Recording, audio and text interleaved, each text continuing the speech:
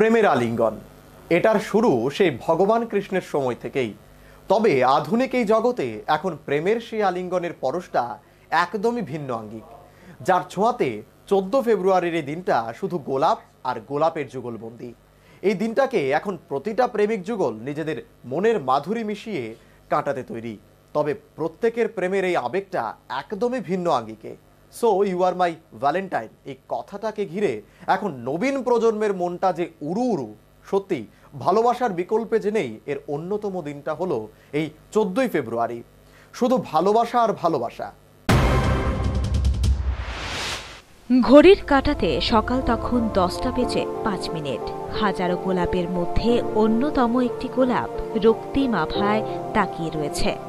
এত পরিমাণ গোলাপের মধ্যে সেই গোলাপটাকে দেখে প্রিয়ার মনটা আর যে তরসই ছিল না। তবে কোন সাহসে সেই গোলাপটা কিনবে তাই বুঝে উঠতে পারছিল না। কেননা এর আগের বছরও এই দিনে একইভাবে গোলাপ কিনে কিন্তু আর দেওয়া হলো না বিভাসকে। কোথায় বিভাস? এর আগের বছরও বিভাসকে ঘিরে এই দিনটাতে অনেক স্বপ্ন নিয়ে রক্তিম আভায় প্রিয়া কিনেছিল প্রেম নিবেদনের এই অন্যতম নিদর্শনটি। তবে ঘন্টার পর ঘন্টা ঠাই দাঁড়িয়ে রইল প্রিয়া। দেখা নেই তো বিভাসের। বারবার মোবাইলে ডায়াল বিভাসের নাম্বারে, একবার নট রিচেবল তো একবার সুইচ অফ।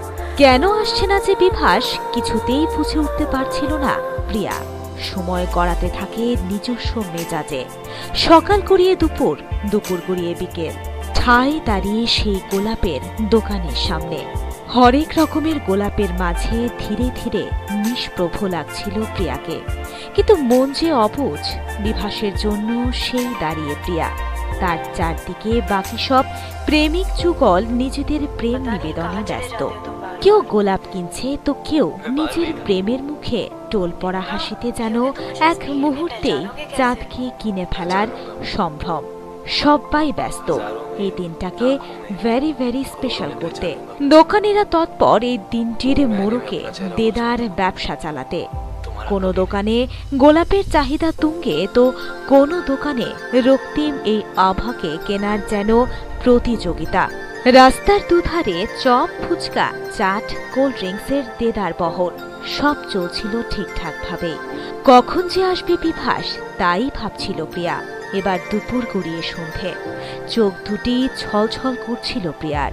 তবে কোনোভাবেই সে এক ফালি অশ্রুবিন্দু বের হতে দিল না। অপেক্ষা যে কতটা করা যায়, আসলেই মনটা অবুঝ। প্রিয়া অপেক্ষায়। তবে বিভাস যে এখন আর নেই। গত বছর এই দিনেই তো এক আচমকা দুর্ঘটনায় মৃত্যু হয়েছিল বিভাসের। তবে এই ধ্রুব সত্যটা যে কিছুতেই এখনো মেনে উঠতে পারেনি প্রিয়া। সে এখনো অপেক্ষায় এই দিনটাতে বিভাসের। বিভাস আসবে, আসতেই হবে বিভাসকে। তার জন্য যে অপেক্ষা করে আছে প্রিয়া, এটা প্রিয়ার হঠকারিতা। কিন্তু ভালোবাসা যে অন্ধ এটাও কিন্তু বাস্তব। তাই আজও প্রিয়া অপেক্ষায় বিভাসের। ছোট্ট এই প্রতিবেদনে প্রিয়া ও বিভাস দুটোই কাল্পনিক চরিত্র, কিন্তু এদের এই প্রেমটা কিন্তু কাল্পনিক নয়, নিখাদ প্রেম, যার প্রতিটা অংশেই রয়ে গেছে শুধু ভালোবাসা আর ভালোবাসা। নস্টালজিক কিছু নয় এই প্রেমের আলিঙ্গনে। সবটাই আমাদের দৃষ্টিভঙ্গির ওপর নির্ভর করে।